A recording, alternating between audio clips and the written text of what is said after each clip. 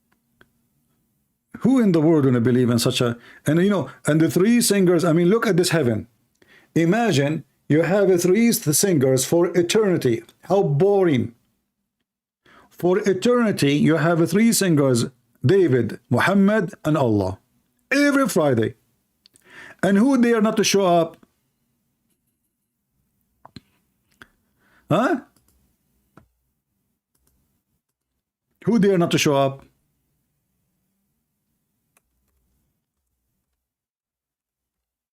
You are invited every Friday. You like not to go, not to, you have to go.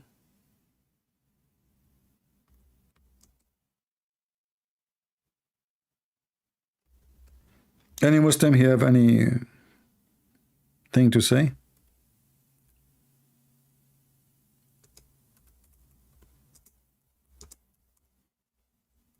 Let me see if I can find the hadith,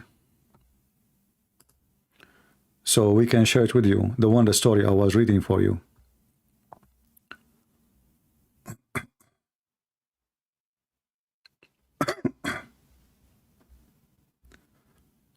uh,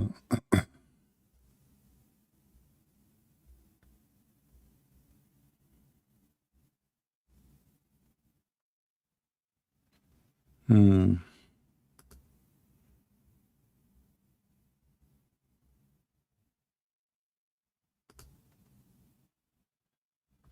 Let us see.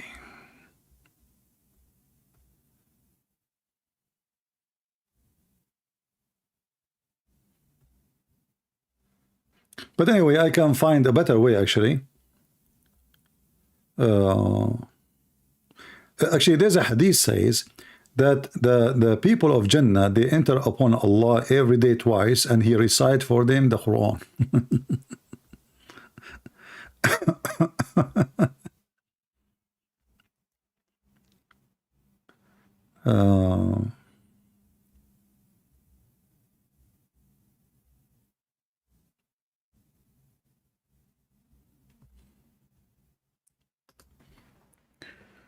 Let us see.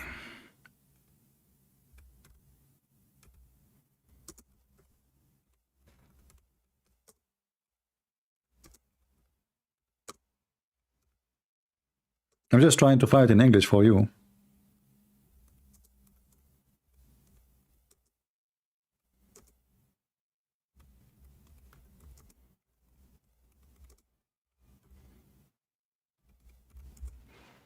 Let's see if we can find it. If we can find it in English, then we have to look for you for the story in YouTube, where the Deen Show description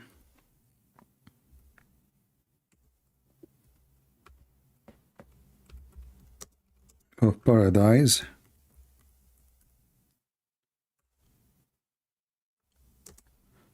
Deen Show.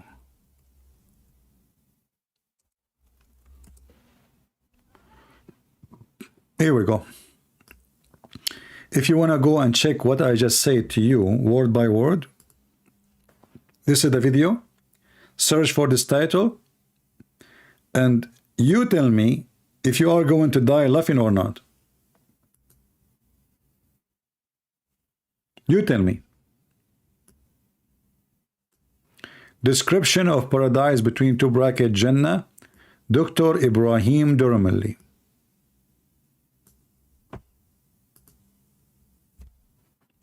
I challenge any Muslim to say Christian Prince is lying. I have it. This is your Deen Show.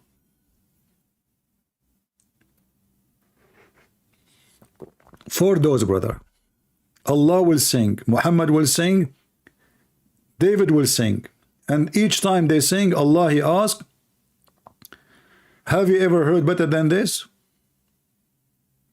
Have you? No. Yeah.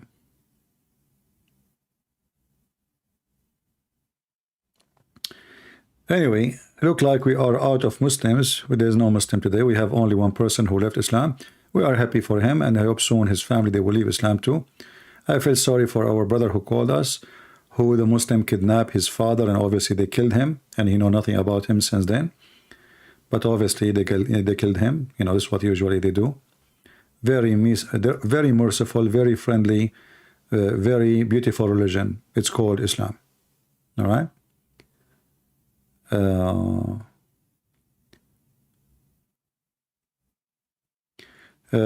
Dean Shaw is now buying a church. You know, when people they say somebody is saying buying a church, they are not buying a church. You know, those churches in USA, anyone can open a church. You know, you make a barn, you convert it to a church. This is not a church. So when people they say they are buying a church, this is not. It used to be. You know, in USA, those are private property owned by a group of people. They are not owned by organization. So I open a church now. I buy a property. And I put a sign and make it a church. That is a church.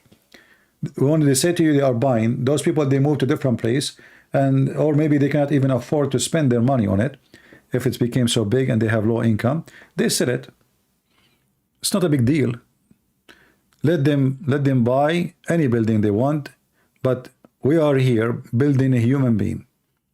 And we will make all those mosques in the future churches. Just wait.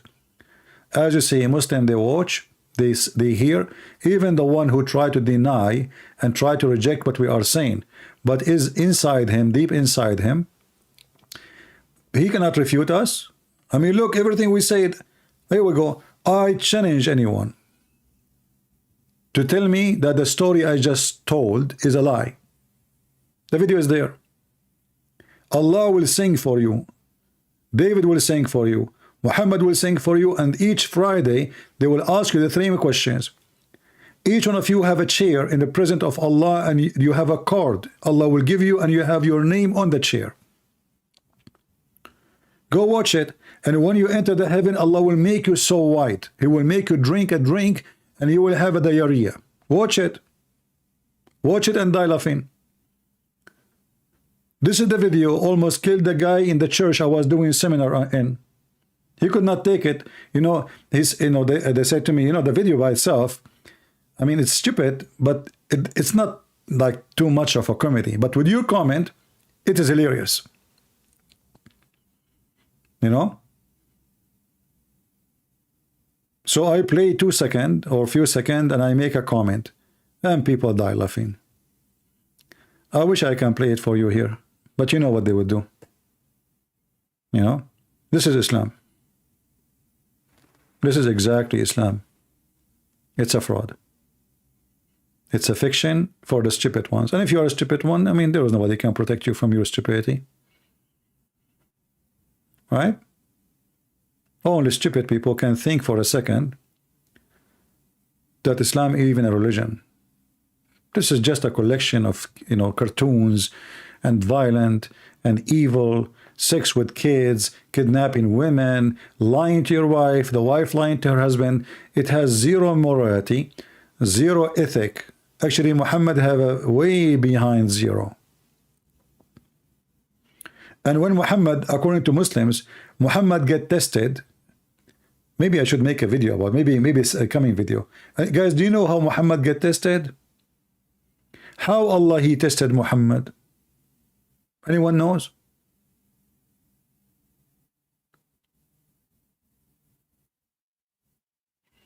Anyone knows how Allah tested Muhammad? Who knows? Muhammad and the companions, how Allah he tested them? How strong their faith is. Let us see if any of you knows.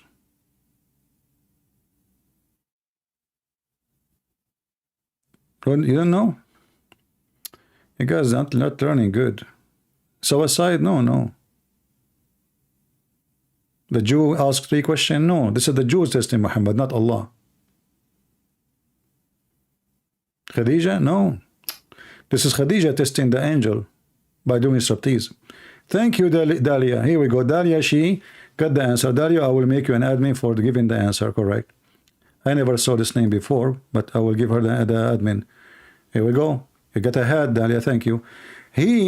Look what Dalia, she said. He tested his prophet by lies. have you ever heard of God who order and make a command of an army of lice to attack the believer to the point Muhammad have lice in his nose, in his tongue, in his ear, in his pant, in his panty, in his ass, in his anus, in his private part, in his balls, I mean, all over. The test of belief for the prophethood is lice. The prophet was full of lice. The Muslim, when they pray, lice used to drop over their faces, their noses, their hair, their shoulders.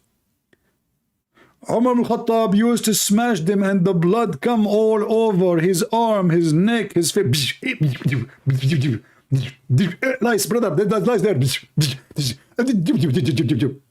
Imagine if this has happened to Jesus and the companion. You see, Jesus, he went to the wilderness and he fasted for 40 days. Muhammad, he was struggling with lice for 40 years. Actually, I heard, I'm not sure it's true, I don't know if it's fake news or not, don't take me accountable for it, please. I heard that one of the lice, she used to live in the panty of the prophet. She is going to write a book because she was a first-hand witnesses for what happened there. So she will write a book. It's called the Diary of a Prophet Muhammad. I mean, she is a first witness. You know, she see everything. She live in the bushes around the penis of the prophet. And she will take some information from the lice who live in the back door, you know, the anus. I mean, I never heard that there is a religion and there is a God. He examined how strong the faith of people by lice. And this is telling you how clean was the prophet. And this guy, Sabeel Ahmed, he have a video about the prophet, his teaching for fighting disease and hygiene. Prophet of Allah, he said, when you do sneeze, put your hand over your mouth. Do you know, brother, how much this is help for health protection? But he will not say you that Muhammad, he said that because shaitan, he jump in your mouth. Not because he is talking about health, you liar. According to Muhammad, shaitan, he jump in your mouth and he laugh at you. So what it was made for funny purpose, fiction purpose, suddenly become a science. Muhammad hygienes, and then we find that Muhammad is full of lies. Muhammad taking shower with dead dogs, women blood from period. Muhammad, he go to the woman, her name Haram. He sit in her lap and she take lice from his head. I don't know. My head is scratching. I forgot I'm an Arab. I don't know. What is that? Oh, this is not a lice. Sound like big. It's like an elephant. What the heck is that? What? What I found in my hair? Now I feel jealous from Sam Shamoun. Those things will never live there. If you have a hair like Sam Shamoun, you know, so long hair like Sam Shamoun, you know. Anyway, I'm not going to tell you what I found in my head now. You know, it was really big and beautiful, you know, like Zainab bint Jahsh. Ah, this is Zainab bint Jahsh was holding in my hair. Alhamdulillah. She is the wife of my son. Alhamdulillah. She is big and beautiful and white and I like her. Alhamdulillah. And I went to the house of my daughter-in-law and I flirted with her. Alhamdulillah. And I said to her, you're so good looking. Alhamdulillah. She looked at me, she said, oh, shame on you. I will tell my husband, okay? He is going to leave me for you. Look at a whore. I mean, have you ever heard of a whore? A guy, he flirt with her and she is married. She like it? Unless she is a whore, obviously they are sleeping together. A woman, she is married in the house of her husband. The guy claimed to be his father, flirting with her. If she is decent, she will take off her shoe and she will hit the hell of him. But because she is a whore, she like it. You know? Oh, Prophet, please, stop, please, stop. No, please, stop. Listen. Praise be to Allah. He fled my heart for you. Oh, please, Prophet, this is not your heart. I see it. It's going, it's growing. I see it there. I don't want to look down. Please, please, don't. No, brother, Prophet, don't touch, Prophet. Don't touch. Listen to me. I'm not touching you. Those are my hands. If I want to touch you, I will not use my hands. Trust me. Oh, Prophet, you are so nasty. You are so dirty. What are you talking about? Oh, no, please, please stop. This is really too much. I cannot handle it. Oh, boy, you have no idea. You are right. You cannot handle it. Just wait until we see. Oh, Prophet, I heard that Allah, He sent you a dish of shish kebab and you ate a dish of shish kebab and you get the power of 40 men. Is that what you are talking about, Prophet? Exactly. 40 men, they will sleep with you in one night. Oh, Prophet, I cannot wait for that. 40 men, you promise? Yes, I promise. Prophet? Prophet? Hey, Prophet, we just get married, man. Where is the 40 men and the dishes of shish kebab and the kufta and the guy? You cannot handle it. Hey, Prophet, woke up. It's our first night. Prophet, what are you doing, Prophet? I cannot wait. I left my husband for your sake. And now you are sleeping. Okay, I will wait for him until he wake up. Hey, Prophet, Alhamdulillah, you are up. I was asleep. Yes, Prophet, I was like trying to wake you up, but your sleep is so heavy. I feel sleepy still. I will go back to sleep, and then you'll find a verse about this in the Quran. Aisha, she come to him and she wanted to have sex. So what Muhammad, he said, من شر واقب إذا وقب ثاقب إذا وقب.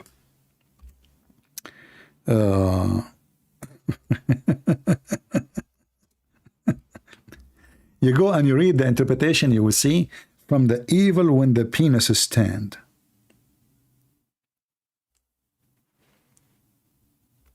Muhammad, he cannot do it.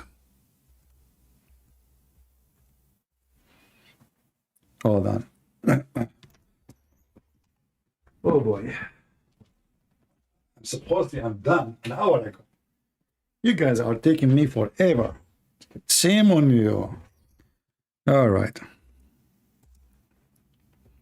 Chapter 113. If you go to the tafsir, you will see it says وَمِن شَرِّ غَاسِقٍ إِذَا وَقَبْ. You read and it says from the evil when the penis stand up. So the wives of Muhammad, they come to Muhammad, they want to do boom boom. Muhammad, he claimed that the devil is making them come and play with his hair so they can do boom boom, but he cannot do it. This is an excuse. And then, in order to cover himself why he cannot do boom boom, he say, from the evil of those who do witchcraft. From the evil of those who do witchcraft, casting spell by blowing on the knot. Then we will find a hadith to complete the story that a man who is a Jew, he made knots on Muhammad by taking hair from his anus, peace be upon his anus, and he was able to control him, and Muhammad was bewitched. And how he was bewitched, his brain, his penis, nothing is functioning. So you will find here Aisha, she's saying that the Prophet, he imagined himself having sex with his wife. In fact, he never did so. The Prophet continued for such and such a period, imagining that he had slept, boom, boom, sexual intercourse with his wife. In fact, he did not. Why? Here it says, because he was under the influence of effect of a black magic.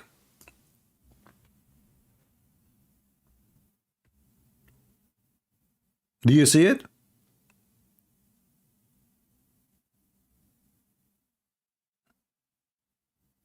Huh? Hey people, do you see it? The Prophet, he is so proud about his private part, but when the wife, they took him into test, he could not do anything. All his wife, he imagined himself. Hey honey, are we going to do boom boom tonight? Oh, what are you talking about? Yes, night. We have a lot of boom boom. I cannot even move. Prophet, you did not even touch any of us. What are you talking about? I have witnesses. Okay, what is your witnesses? I have a lot of lice in my hair, in my pant, in my, you know, all over. You can ask them. And then they will bring you Zakir Naik. Christian Prince. First of all, when the Prophet he have under the influence of black magic, he was controlled by black magic, and that's why he could not have sexual intercourse. Zakir Naik, I will cut my both arms if you yourself can have sexual intercourse. Christian Prince, I threaten you, to me and you, we have a challenge together. And let us see have sexual intercourse and see who can do it better. Zakir Naik, you want to do like live on air, right? Live show, who can do better sexual intercourse? Exactly. Zakir Naik, did you lose your mind? Christian Prince, first of all, this is a trend about religion, and Islam says there is no shameful act in religion. There is no shameful act in religion. Well, this is no shameful act in Islam. I mean, how you Muslim measure that Muhammad, you have the power of 40 men? Did you have like FIFA program for effing at that time? And your prophet, he beat 40 men? How you know? How you measure that? Christian Prince. First of all, Prophet of Allah said that he have the power of 40 men. That means he have a power of 40 men. How he measure it? Allahu Alam. Me myself, I wasn't there. However, I believe the Prophet was telling the truth. Okay, how you explain to me he have the power of 40 men, but the guy, he is not even having sex and he could not even have kids? I mean, why this guy having too much sex but there's no kids? Is he shooting in the wrong place? Christian Prince. First of all, the Prophet was very good in aiming. He is very good in what? In aiming. He is very good in aiming. Are you blind? Don't you see the height in front of us? If he is good at aiming, he will be good at aiming in the dream. It says here he imagined, continued for such a such period, imagining. Zakir Naik. Christian Prince. It doesn't matter. The Prophet, he aimed perfectly. And if he could not shoot when he is awake, that will not attain the fact that he is so good in shooting when he is dreaming. But Zakir, this is not about dreaming when he's really sleeping. This guy is imagining when he's awake. Exactly. And that make him the best of shooting. Because now he is awake and he is shooting. But Zakir Naik, he was shooting at the pillow, at the goat, not his wives. So why you are saying to me he is the best of shooting? It doesn't matter. First of all, when you aim to shoot, you are shooting at the most hard shooting is the one you shoot at the moving target. Moving target, why his wife, they keep moving? Exactly. The wife of the Prophet, they are very horny. And because they are horny, they are boiling. And because they are boiling, they are keep moving target. So the Prophet is not easy for him to shoot. And this is why he did not have to have kids with them. They keep moving. He shoot, he hit the pillow. He shoot, we hit the door. We shoot. No wonder Muhammad, he have many bandage over his private part. Christian Prince, respect yourself. First of all, the Prophet, he didn't have a single bandage over his part. So what do you mean? What you're talking about? How you know? How you know? Christian Prince, the Prophet of Allah, he have the best penis ever. Have you ever heard of a religion? The follower of it, they are proud about penis of their Prophet. Honestly, have you ever heard Buddhists, Hindus, any?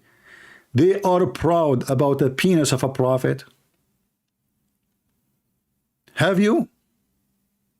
Isn't it this is telling you that the whole story, this mad religion is stupid?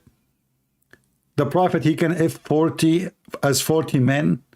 I mean, what will happen if he can if as 39? Is that will like make him not qualified to be prophet? Is that what the quality of a prophet is about? And then we find Muhammad, because all Muslim prophet, they are so good in ifing, man.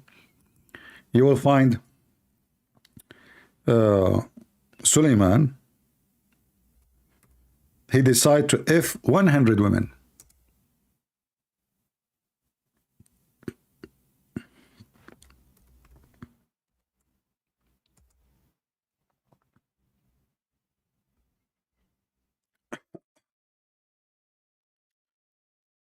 We look for Suleiman if 100 women.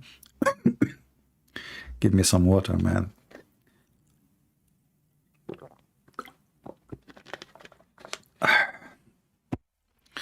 You see, guys, how much I spend time just to teach you? Every day, almost 5-6 hours. This is too much, isn't it? And here, this story isn't about effing, but here is something. That's why I decided to drink water, in case you not know. I don't know if you notice what's happening here. The Prophet, he said that there is a water, it's called the fountain of Hayat. What is called, brother? The fountain of Hayat. Brother, at the rock, there was a water spring called Al-Hayat. Hayat means the life. And none come in touch with it, water, but become alive. Ooh, I just touch it. I'm full of life. I'm so strong now. I was so tired. I just touched the water, brother. Al-Hayat. And now we know where the movie, the Pirate of the Caribbean story is coming from.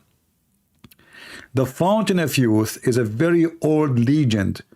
Start even before this, the legend of Gilgamesh. Anyone remember the story of Gilgamesh? They go and they run to find the Fountain of Life, which is located in Qatar. Sorry, in Bahrain, close to Qatar, which does not exist. It's a fiction. So he go there to find the Fountain of Youth. And now this is Muhammad, the stupid Muhammad. He copy a legend and he make it a real story that Moses and his servant Yeshua, son of Nun, look, he's a son of Nun, which means the son of the whale. Brother, perfect name. Yeshua, the son of Nun. And they ride a whale. They took a whale with them here, it says. They took a whale with them and they put him in the basket. Have you ever heard of a whale can fit in a basket? I think looked like at that time the whale they used to be in the size of a sardine. And the whale is dead. But when they arrive to the Fountain of Youth, some drop of water fall over the whale. And the whale, like, suddenly he opened his eyes, like, boing. He looked around him. What the heck? I'm alive again. Oh boy. I thought I'm dead. This is what happened when the water of life fell on you. And you know, the Prophet himself, the one we are talking about, is Al-Khadr. Why he is called Al-Khadr? Because he drank from the Fountain of Youth. And because he drank from the Fountain of Youth, he sweat from the water of the Fountain of Youth. So if he sat in any dry grass, under his ass the grass will turn green. This is why his name is Al-Khadr, which means green, because he drank from the Fountain of Youth. And here you notice that everything Muhammad he say, it is scientifically proven to be accurate, brother. You know, this is absolutely true. So spring of cold Al-Hayat, none come in touch with it but become alive. So some of the water of that spring fall over the fish. Oh boy. Brothers and sisters, please, please, please keep this water away from your mother-in-law if she die. Don't let it even get close to her. She died and now finally she's leaving. And now your wife, she will take 2 drops or 1 drop of the Fountain of Youth. And she drop it in the top of her. And your mother-in-law is back to life. Oh boy. Oh boy. Or finally your husband, who you don't like at all, he pass away. And then your mother-in-law, she bring that water and she made a drop of water in the top of his head. Oh boy. And be careful, don't put it in his mouth, because he will go back to the time of being infant. You know, don't do that. He will become so young. Unbelievable. Yeah, pizza. This is the Prophet Pizza, peace be upon him. And the stories is sahih. You know, look, this is Al-Bukhari. They cannot say this is da'if. This is sahih story. Authentic, authentic, brother. It is very authentic. This reminds me of the guy who called me from Indonesia. Christian Prince, answer my question. And I was saying to myself in my head, what the heck with that guy? Why he's talking like this? Christian Prince, please answer my question. And what else? Why you are not answering my question? You promised me to answer the question, Christian Prince. And I say, like, man, please, God, don't send me those people, you know. I'm going to jump from the Christian brains. Why you did not answer my question? Well, Jesus said us. He didn't say us, Christian brains. You know, this is what the Muslims are busy with. All those stories make sense for them. Jesus being God doesn't make sense. The fountain of youth, and then the whale, he come back to life, and then he go in the water, and behind him the ocean become like a tunnel. Look, what the heck? They were able to follow the trace of the whale in the ocean. Look, look, look, brother. The narrator added, so they come back, retracting their steps, and then they found in the sea the way of the fish looking like a tunnel. Laka, laka, laka. This is the first time I heard that somebody can trace somebody when he is on the water. Wherever he walk, this whale, he swim, it become like a tunnel, brother. Just imagine it. So now from the beach, they notice that there's a tunnel in the water. It's a water tunnel, not rocks. And they go and walk in it. Moshe, brother Moshe, and the brother Yeshua ibn Nun. They keep going in the tunnel, keep going, keep going, keep going, keep going, keep going, keep going. Guys, come tomorrow because this is very far distance. Keep going, keep going, keep going, keep going. We did not even pass 10 meters. So if you think I'm going to be done soon, you are mistaken. Keep going, keep going, keep going. We're in the tunnel. Should I draw it? I love it. You know me. That's my hobby to draw. I was born as an artist. Picasso. Actually, why they call him Picasso? Because I gave him the peak of art, and because of me, he becomes so. That's why his name is Picasso. So I gave him the peak, and because of me, he becomes so. He become an artist. So ask him. Just ask him. I have real witnesses. I have real witnesses. As the lies. The lies. They were there. So. They keep going in the tunnel, brother, and so there was astonishing event for his attendant. What? There was a FIFA festival. Messi was there. Maradona, Pelé, Shukutuku. What the heck? And there was a tunnel for the fish. When they reach the rock, like what the heck? There's a tunnel and now they reach the rock? I mean, why in the hell there's a rock in the middle of the tunnel, man? Somebody put it in the way of the highway? They found a man covered with garment. Look at this man.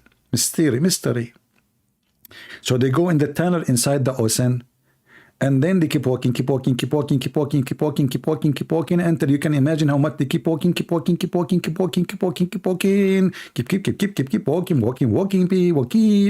come tomorrow, walking, and then after you keep walking for like tens of hours, they arrive and they found a rock, and the guy sitting in the top of the rock, and he is covering himself by a garment. Moses greeted him. The man said, astonishingly, is there any such a greeting in your land? I mean, you met him in the middle of the ocean and you're asking about the land?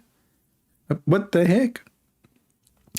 Moses said, I'm Moses.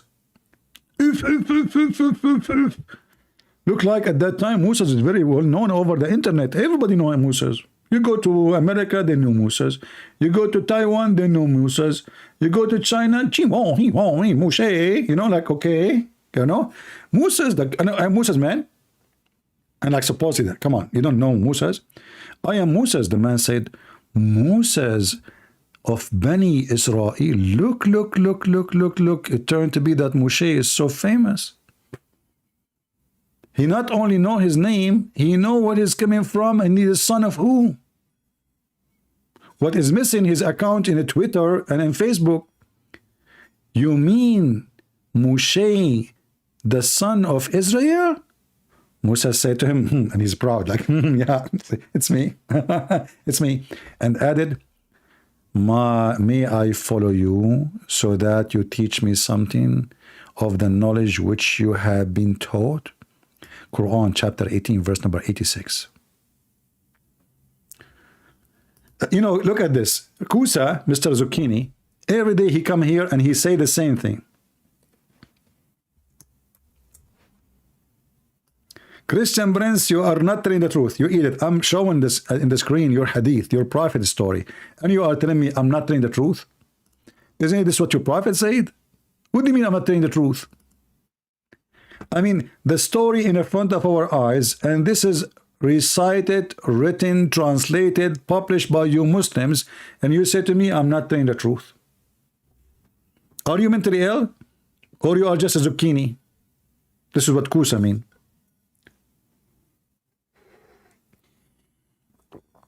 Are you serious? Isn't it, this is Al-Bukhari in front of us? What do you mean I'm not telling the truth? I'm just reading. It's in front of you. This is your Islamic website. And here we go. This is the link. I will give you the link just as a gift from me. I wish I can send you some zucchini, man. I mean, why you call yourself last name Zucchini? Are you from the cucumber land? Don't make me fry you. Or boil you. Zucchini. You are lying, Christian Prince. You are not telling the truth.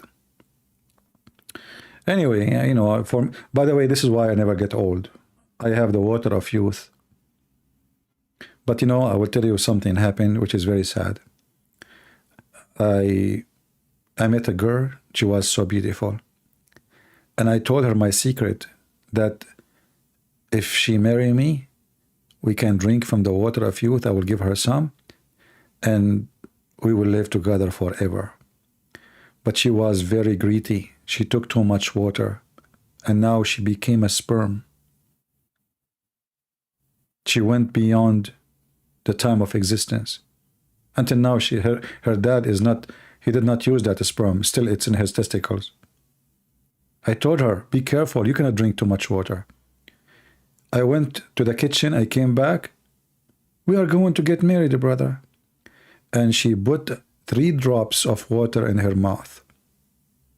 And I came back, I found the semen on the table. I looked for her all over. Where are you? Where you go? And then the semen spoke.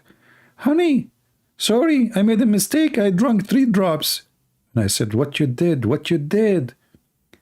And then I'm looking at her, and now she's a semen, and she is getting smaller and smaller and smaller. And then she said to me, I think I know where I'm going. I said, where? To my dead testicles. I said, okay, may Allah bless your testicle. When you come back, let me know. Okay, we get married. The fountain of youth, Abdul? Your prophet, he found the fountain of life? A water you drink from it. And by the way, according to Muhammad al-Khadr, he was alive in the time of Noah. He was alive in the time of Moses, Abraham. He was alive in the time of Jesus. He was alive, even he was in the funeral of Prophet Muhammad. He's alive until now because he drank from the fountain of youth, man. Are you kidding me? True story. You know? I mean, it's fun to be in the funeral of everybody.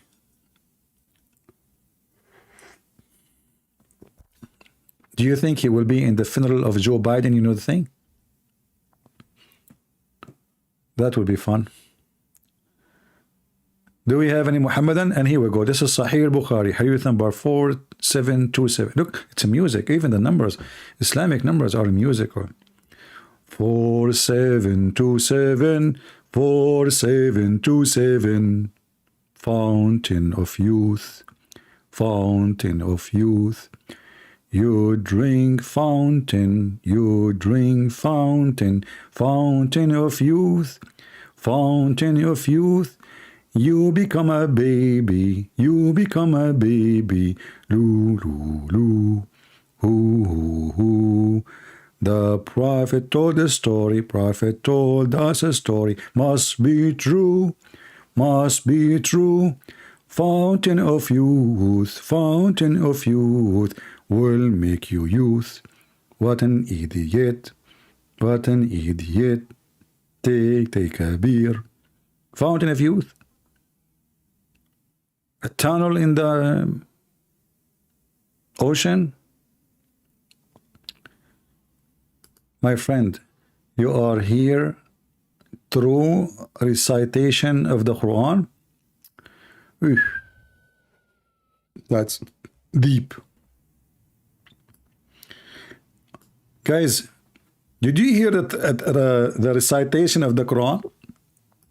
Okay, let us go and hear the recitation of the Quran.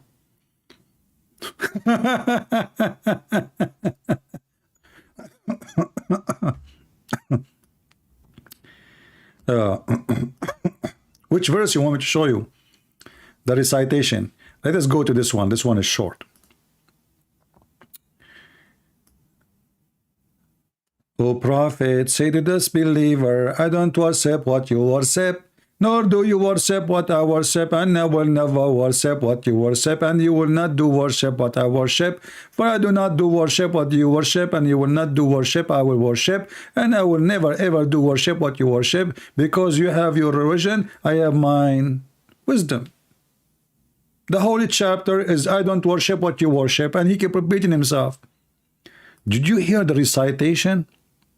If I change one word in this chapter, people would die laughing. Let us change the word worshipped to eat. O Prophet, tell the disbeliever, I eat not what you eat, and you will not eat what I eat, and I will never do eat what you eat, and you will never do eat what I eat, and I will never do eat what you eat, because you don't eat what you eat, and I will never eat what you eat. You have your food, I have mine. That's deep. That is seriously deep. I eat not what you eat. And later we find that he said to them, you will never worship what I worship. And later they became Muslims. Which means this chapter alone is enough to prove to Muhammad as a fraud. Because he prophesied that nor you will ever worship what I worship. Ever. And later all of them became Muslims. You eat hummus, I eat mine. You have your hummus, I have mine, brother. Do you see it? False prophecy. Who is here for the first time? Are you here for the first time? If you are here for the first time, I feel sorry for you. Let us make a serious prayer that your first time will be your last time. Don't come here again. Warning, warning. Don't forget to subscribe and then unsubscribe, because Allah will give you blessing. If you do subscribe to someone evil and unsubscribe for him, Allah will reward you double. So by subscribing once, Allah will take one deed from you. But by unsubscribing, Allah will double your deed, which means you are a winner anyway. So please keep Muslims, subscribe and subscribe, subscribe. By the end of the day, your bank account will be full of good deeds. Genius, Muhammad. You know, I mean, this is really genius. Allah will double your deed when you don't subscribe, when you unsubscribe from Christian Prince. What the heck? Any Muslim can tell us how the Prophet, he predicted that they will never worship what he worship, and later all of them become Muslims? Huh? Hello? Hello? It's me you're looking for. My family are Muslims, and you are saying we are stupid. My friend, you are need to be respectful. Hello? Mr. Kusa is asking for respect. And don't forget to mention the rest. Your Quran call us animals and monkeys. Hello? So you stupid idiot, you call Christians and Jews pigs, monkeys, kuffar, infidel, worth of the animals, and then you are asking me to speak about Islam in respect. Muslims, people of respect, brother. A lot of respect. The Prophet, as an example, if he decide to respect you, he kill you, he take your wife, he rape her.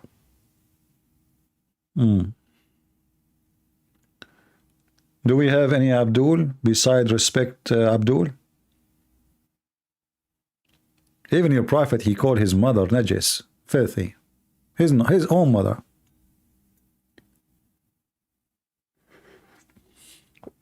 If I am you, I will change my name. I mean, why you are causing yourself Kusa, man? Imagine the police, they stop you and you say to you, who are you? He says, Mr. Kusa.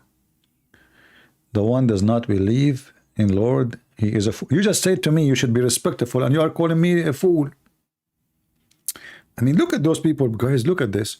The one who don't believe in the Lord, he's a fool. But he was asking me, please be respectful. So if a Muslim, he call us fool, kuffar, pagans, filthy, it's okay. But the one who believe in the fountain of youth is not a fool. Hey, Mr. Kusa, looking at your picture, you look so young. Be honest with me. Did you drink from the fountain of youth? Brother, I don't want to zoom too much. I'm getting dizzy. What is that? Did you really drink from the fountain of youth? Be honest with me. I mean, why you are so handsome and so good looking unless you drunk from the fountain of youth? I'm just asking. I mean, there must be a reason. I'm jealous. I wish I can get the fountain of youth. I don't know. I mean, I got only a few drops of water. I have to save them until I die so I can drink them again and come back to life again, you know, because I use many drops, by the way, because I died many times. Already, like I'm 2,000 years old. Not 2,000, I'm exaggerating now. You know, sometimes we Arab exaggerate. Sorry, it's not 2,000. This is too much. 2,000. I'm 3,000 years old. I just fixed it, didn't I? Because 3,000 is less than 2,000, by the way. Because, you know, you think about it from the other direction. Because 3,000 before Christ. This is not too old. 2,000 from now is really old. You know, but 3,000 before Christ is really fresh because we are going like negative, minus, you know? Like you don't get old in that direction. So like if you say 3,000 before Christ, which is minus, plus 2,000 after Christ, that means 1,000. Hello? Like minus 3,000 plus 2,000 equal to 1,000. See what I'm talking about? This is our pure Arabic scientific mathematics. Do we have any Muslim here who would like to tell us about the fountain of youth? Huh? You know, guys, imagine if I say to the ladies here, I have the fountain of youth. I will give you some if you give some donation to Allah. Amen. The donation will come to Allah like rain. I will make you 16 years old if you send me to Allah donation. Okay, we have the fountain of youth. I will give you half a drop. Sorry, I cannot give you more. We have a high demand, and half a drop will make you 16 and 2 days. Full drop will make you infant. 2 drop will make you sperm.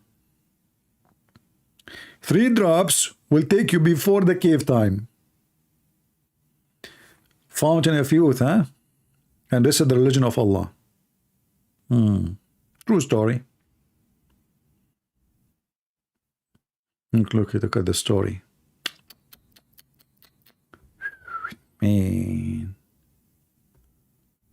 Yeah, and this is Allah. He is sending Musa's in a mission to learn, supposedly. I love it. I love it. Do we have any Muhammadan want to say anything? There's no Muhammadans. We have only one caller today. Strange.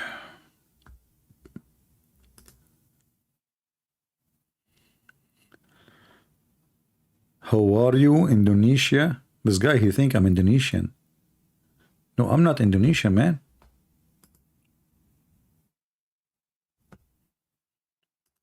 You know why people think I am from Indonesia? I will give you reasons. First of all, because I like rice. Number 2, they think I'm Indonesian because I'm Ustad. Number 3, they think I'm Indonesian because I just came from Singapore. Number 4, people think I am from Indonesia because I speak fluently Indonesian language. you know. Actually, it's not a secret that before me, nobody speak Indonesian language.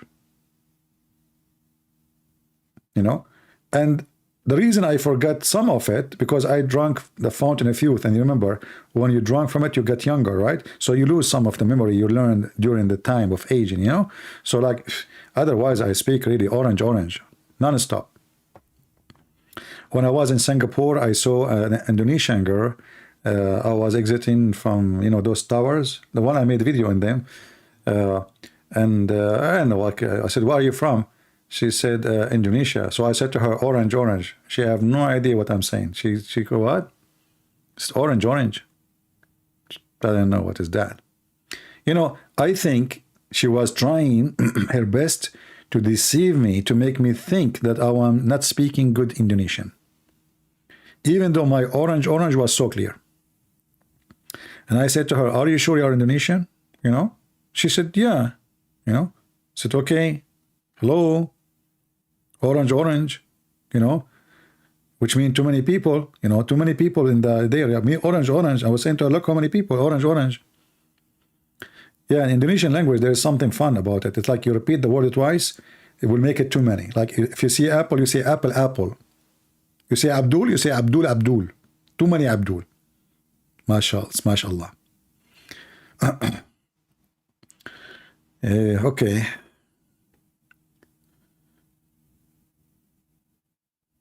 Orange. Yeah, plural. Like, you know, you see Lisa, if you go to Indonesia and you see Lisa, you say Lisa, this means too many Lisa. I'm just telling you the easy way to learn the language, you know. Go there, like Lisa. Like, actually, when I was in Indonesia, which is not go, I never go there, but I mean, I went there. The guy, he asked me for 10, what the currency there? I forgot, you know. It's not $1, I forgot, I don't know. I think it's called like, not orange, lemon, the currency. So the guy, he said to me, you have to pay 10 lemon, not orange. So I have only 1 lemon. So I said to him, lemon, and I gave him 1. He accepted that as many lemon. And it was like my bill was paid, you know. You don't need to give him that. Just tell them lemon, they will accept it that this is a lot. You use ruby? I forgot, man. I forgot, because, you know, when I was in Indonesia, in the city of Mumbai, in Indonesia, I put my hand in my pocket to get some dollars, and then some water from the fountain, if you have to drop on them, and they transform into rubies. And then I thought I have enough money, but, you know, rubies are not, you know, the value is nothing, you know. So like I said to myself, oh Allah, I am now in Indonesia, in the city of Mumbai, you know, in Indonesia. How I'm going to eat now, you know? And then when I, like, you know, suddenly a white angel, he appeared in front of me, and he, you know, told me you know, like, go there, you know, like he was pointing, not his finger, something else, go there.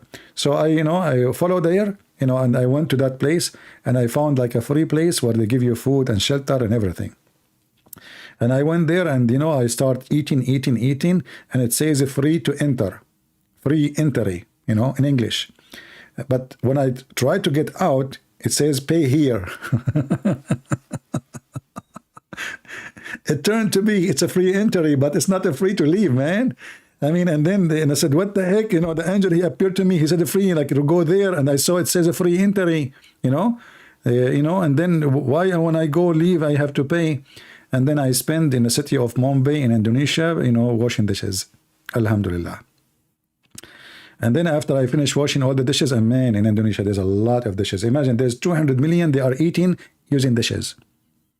This restaurant I'm talking about, it was serving 200 million Indonesians, all of them in Mumbai, which in Indonesia,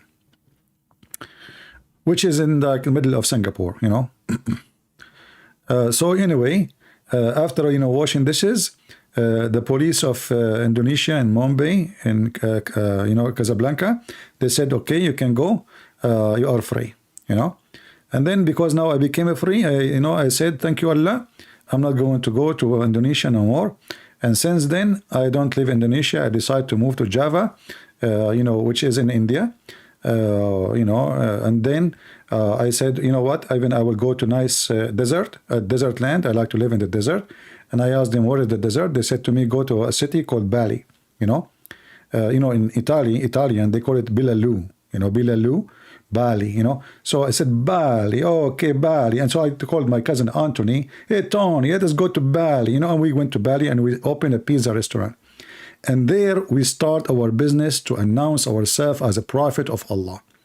My cousin Anthony, his name now is Khalid ibn al-Walid, the companion of Allah Messenger. And he is a very well-known ustad in Indonesia. Big money, a lot of money. $10,000 each time he make a speech. Free pizza, free hotel, free hummus. All of this in Bali, brother.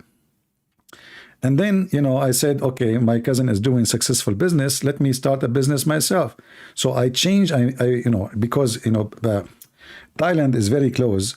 And then I said to myself, I think I have to do something, those people in Indonesia, they know how my voice is. So I need to change that. And even I don't want to even make them to think I am not from there. So, I decided to change how I look like, So I made a plastic surgery in Thailand, peace be upon Thailand people. And then I came to, Indonesia, and then right now my name is Ustad Dr. Abdi Haidat. And I dress like, Abdi Haidat, I dress like, people there. And thank you, Allah, money is coming like rain. Literally. Money, donation, women, brother. Beautiful. I like working as Ustad in Indonesia. Oh boy, I love it. Do we have any Muslim have any objection of the true story I just said? Which I have no witness of it? Anyone? The funny is that the Muslim, they ask for 4 witnesses for fornication. But for the stories about God, they do not ask Muhammad for 1 witness. A stupid fornication, we need 4 witnesses, and they have to see the penis going in and out. And you tell me how in the world you can find 4 witnesses seeing the penis going in and out. They are going, hello, please, can you, hold on, don't move. Yes, stay there, okay. Please move your legs, I cannot see, man. What are you doing? We need to see it. How in the world you can see, how you can get 4 witnesses of a guy doing boom, boom, and they have to see the thing going in and out.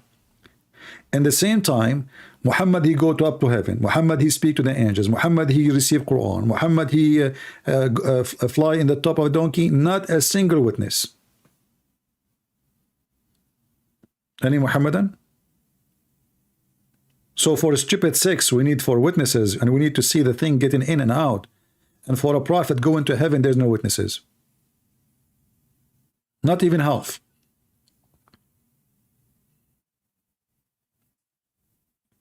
Any Muhammadan?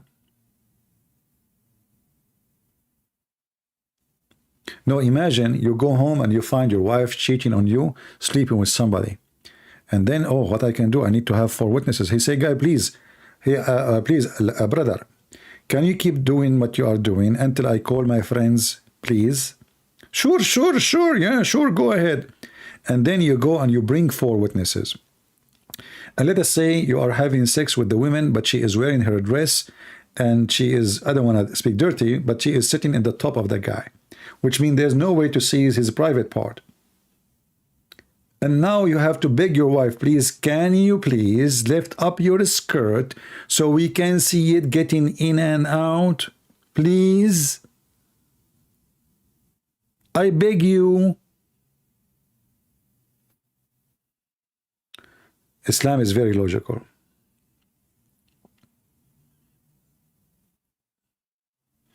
Even Muhammad, he warned the Muslims before, if you are coming back from a traveling, go and send a messenger to your wife to warn her that you are coming. Warn her. You know what is that?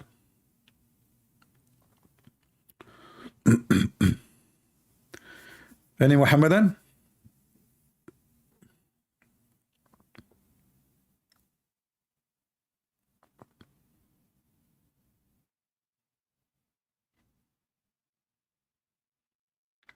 Nobody. All right, I think we have enough for today. I hope you guys enjoy. As you notice, my voice is getting ugly. You know, should I sing for you before I leave? You found your wife cheating on you.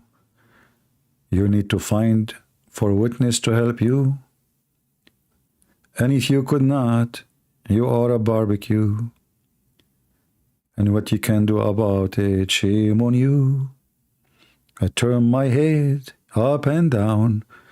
I turn it around. And all what I can see, the women cheating on you, not me. I turn my head, asking Allah, can you send me for witnesses to prove to thee? And all what I can see is just me alone with thee. She cheat every day, she sleep around, and what I can do about it, it's not my round. Unbelievable. So beautiful, isn't? So beautiful. Actually, there's a hadith. Hold on, I just remember.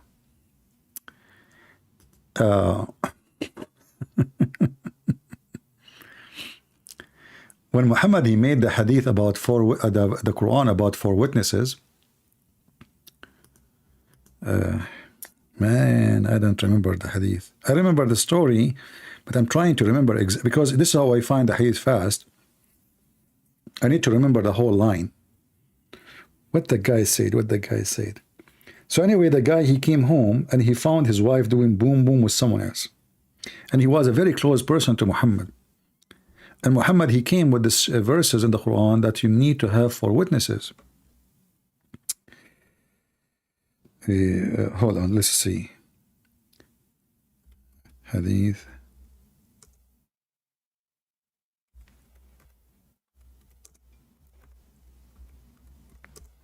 And actually, this story is enough to prove Muhammad to be false. Maybe this should be my coming video.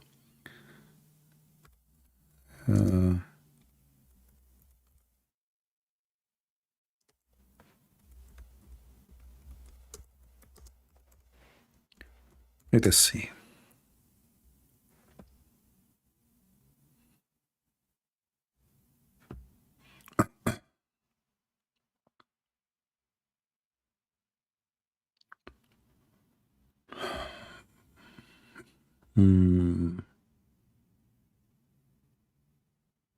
Yeah, I found the hadith. Hold on, but there's a rest of the story. Let us see this one.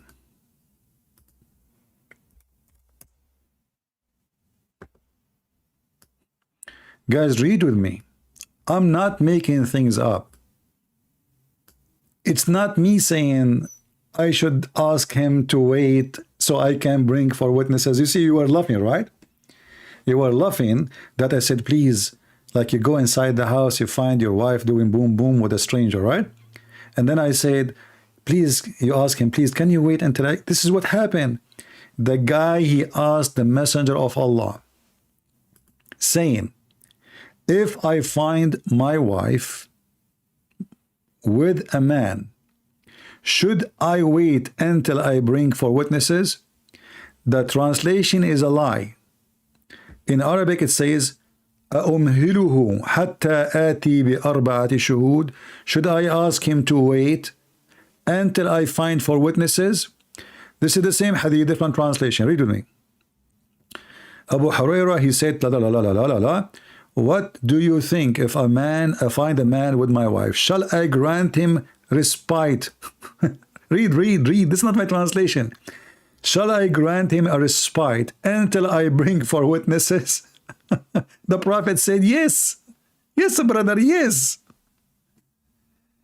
Yes, give him some time. Sure. Close the door, brother. When you are leaving, don't forget to turn the air condition on or the fan, brother. They are hot. And then go and find 4 witnesses. Don't scream and make a scandal and blah, blah, blah, blah. No. Just let them continue. Yes, grant him some time, grant him, and go and find 4 witnesses, brother.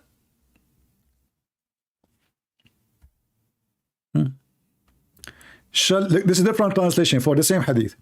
Should I leave him there until I had brought for witnesses?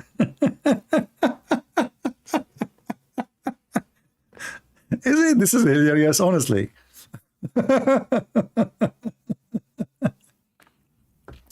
Should I give him some time?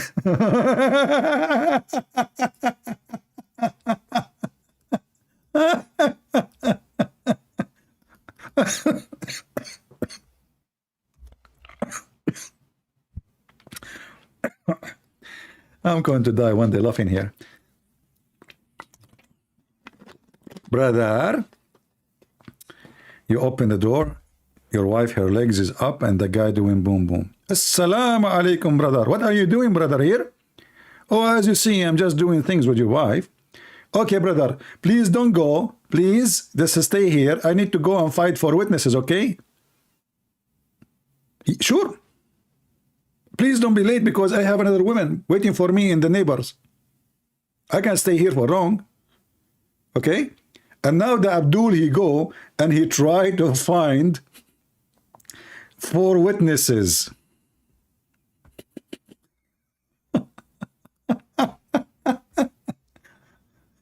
Oh boy.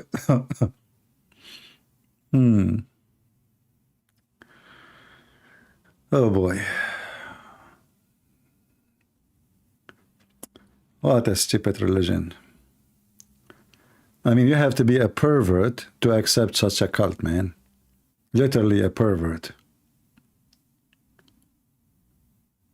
Yeah. Anyway, guys, I have to go and find 4 witnesses. Sorry, I can't stay longer.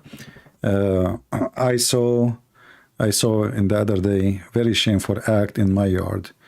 I saw a male cat chasing a female cat. And guess what? I could not prove fornication because I could not get 4 cats to witness the fornication act, brother. Because you have to bring witnesses from the same kind. You cannot bring 4 men. You have to bring 4 cats. You know? So what I did, I heard that there is a singer's band. It's called the 4 Cats. I called them. Because this is the only cats I know they speak my language. So I said, 4 cats? He said, hello, yes, 4 cats. Who is talking? Hello, do you have party? We are nightclub here. I said, okay, 4 cats. I have a male cat in action as we speak in my yard. He is having boom boom with a female cat and she is unknown. To be honest with you, I tried to take fingerprint, any kind of identification, there's nothing. However, there's a pimple under her tail, and this is like maybe I don't know, like it's a birth stamp or something. So if you have details, if you can send your team, please here, because we need 4 cats to witness the fornication act, so we can take them to Sharia law. And now you might think I'm joking. The Muhammadan, they claim that monkeys are Muslims and they follow Sharia. Once a female monkey, she cheated her beautiful chimpanzee husband. And imagine how evil this woman is. I mean, this monkey wife. She have a beautiful chimpanzee. His ass is red like orange. Orange. Yet, she leave her beautiful chimpanzee husband to a different monkey who is not from the chimpanzee, and he is not really even handsome, but just because he have a big banana. Don't take me wrong, I'm talking a normal banana, fruit banana. Okay, so during the pre-Islamic period of ignorance, I saw a she monkey surrounded by numbers of monkeys. They were all stoning it because it had committed illegal sexual intercourse.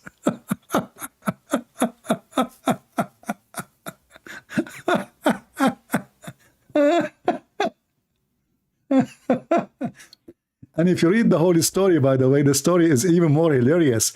The female monkey, she was sleeping over the arm of her beautiful, handsome husband. The guy, he just ate like 100 coconut, you know? And then she saw the other male monkey. He's so good, man. She could not resist the temptation. So her husband is sleeping over her arm, so she would draw her arm slowly, slowly, slowly.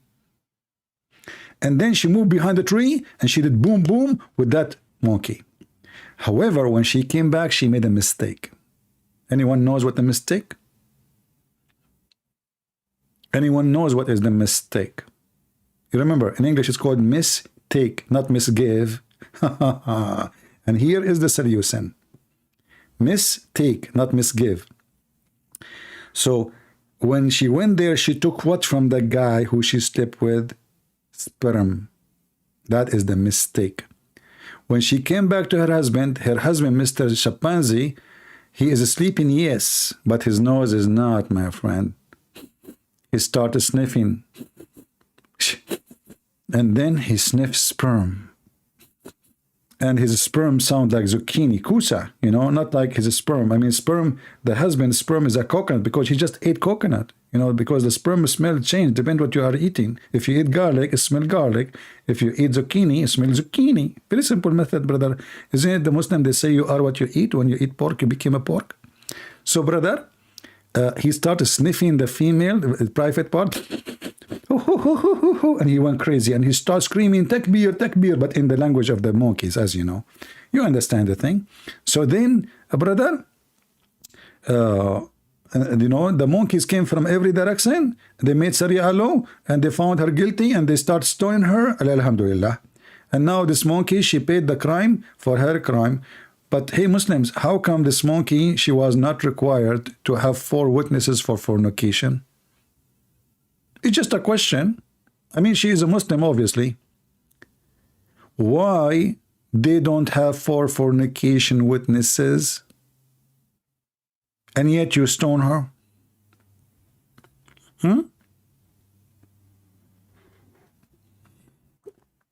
Any Muhammadan? It's just a question. Think about it. I don't want to hurt your feeling because Muslims, they feel getting hurt when they think. I know it's against your nature. It hurt. Monkey committing fornication. A Muslim saying, and the Trinity in the Holy Bible makes sense. My friend, as long the Trinity does not make sense, so why your God Allah, each time he mentioned his name, he repeated 3 names? Why everything in Islam is a 3 days, 3 move, 3 bowing down? So Allah, when he speak, he say in the name of Allah, Ar-Rahman Ar-Rahim. Why 3? If Allah is 1, and why the names of Allah is multiply of number 3, which is 99? And if it doesn't make sense for you, the Trinity, that means doesn't make sense for you whatever God he says, because does it make sense to you that God, he can resurrect people from death? Prove it. Does it make sense to you that the Prophet of Allah received a dish of shish kebab to his Prophet and he got the power of 40 men? Go ahead, prove it. If you are talking about logic and making sense, I will go with you. Does it make sense that if you pray to God by touching a black stone, God erase your sin? Prove it. Does it make sense that the black stone is going to have tongue and mouth and ears and eyes and is going to witness for you in the day of judgment? Prove it. Does it make sense that you will have an endless penis when you go to heaven? Prove it. Does it make sense that the Prophet of Allah, he said, when you go to heaven, you are going to have sex with men and women, and you enter a bazaar full of images, and the image you like, you F it? What do you think? Here, you know, actually, I'm going to show you this message just to show you that Muslims, when they say they respect Jesus, they are liars. What is the message? Dark sky. Let me show you what this guy is saying. You know, the Muhammadan, they are so angry, so they try to insult. It's okay. Mr. Dark, look what you just said.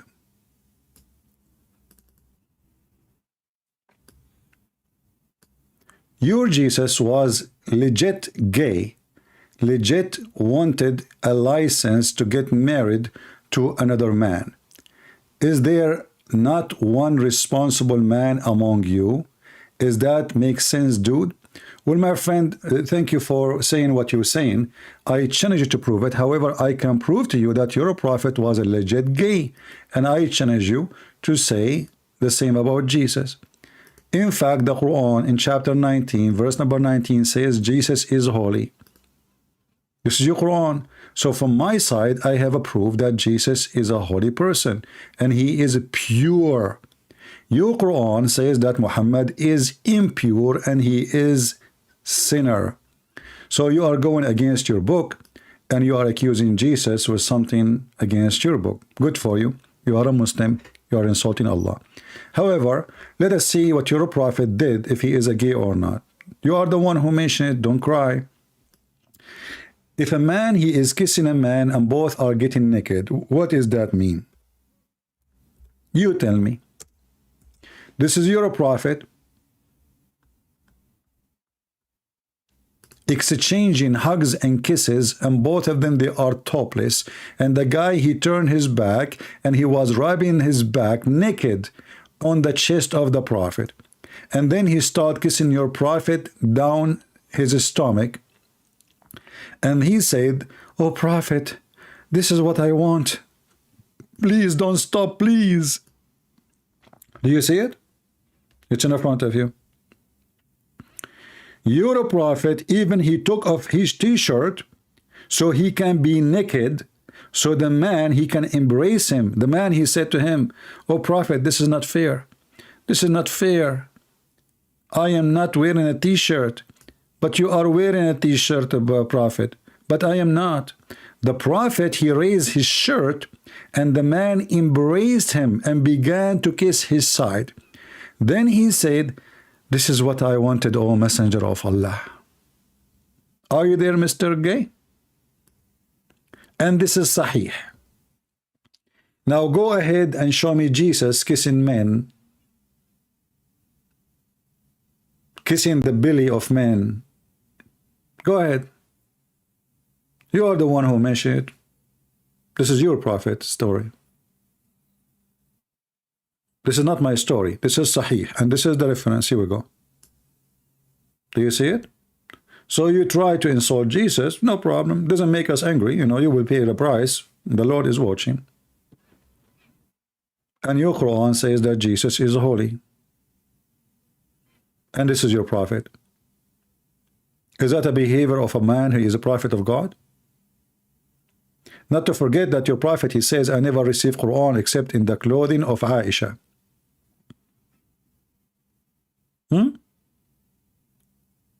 Not to forget tons of stories. When your prophet, he promised you that when you go to the heaven, there's a market which is nothing, no buying nor selling, except pictures and images of women and men.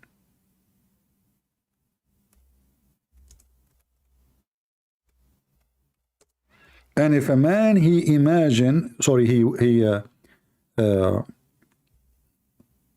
like an image of a man or a woman, he enter it and he have sex with it.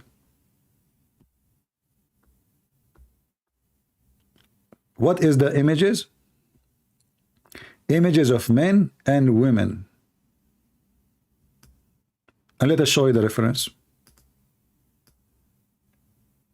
You see, the Muslims, when they try and they come here, always Muslim, you are allowed to insult as much as you want, but you will receive consequences with the proofs and reference. What you say about Jesus is invalid. You cannot prove anything of what you say, and this is even against your own belief. But because you are a hypocrite like your prophet, here we go. The Messenger of Allah, he said, in paradise there's a market which nothing brought or sold except images of men and women. So the images of what? Take a note. Images is images of men and women, right? Images are images of men and women. Who is the customer? If a man like an image, he will enter into it, and then he do boom boom. So who is the homosexual according to Islam? Read it. All of you. In the heaven, there's images of men and women, and the customers are men. If a man, he didn't say if a man or a woman, she like an image, she interested, she have sex with it. No. If a man, he saw an image, in Arabic it says, اشتهى الرجل صورة. If he have a lust, a sexual desire for an image, he enter it. And then right away he is speaking about Hurul Ain. So who is the one who is promising homosexuality even in heaven? It's your religion. See, my friend, I feel sorry for you. You wanted to insult Jesus. We gave you a shower which you cannot handle. Let me summarize what I am saying to you. Santa Claus is real. Allah is not. Did you get it? Santa Claus is real. Allah and Muhammad is not. Prove me wrong.